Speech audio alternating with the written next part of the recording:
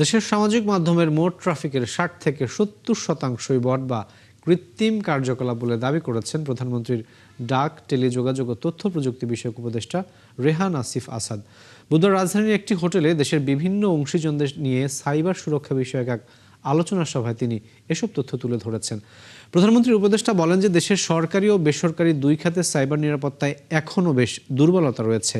এছাড়া ব্যক্তিগত তথ্যের বড় অংশ বেসরকারি খাতে সংরক্ষিত থাকায় শুধু সরকারি খাত নিরাপদ করলেই নাগরিকরা নিরাপদ থাকবে না বলেও মত দিয়েছেন তিনি। চ্যালেঞ্জ থাকলেও দেশের সব অংশীজনকে সঙ্গে নিয়েই সাইবার নিরাপত্তা জোরদারে কাজ করবে সরকার, এমন আশ্বাসও দেন উপদেষ্টা।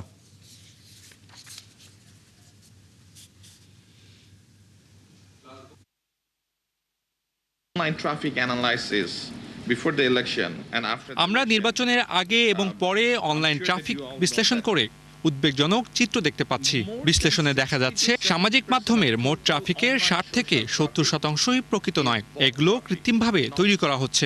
গুরুতর বিষয় হিসেবে আমাদের অবশ্যই প্রকৃত ও কৃত্রিম ট্রাফিকের পার্থক্য বুঝতে হবে।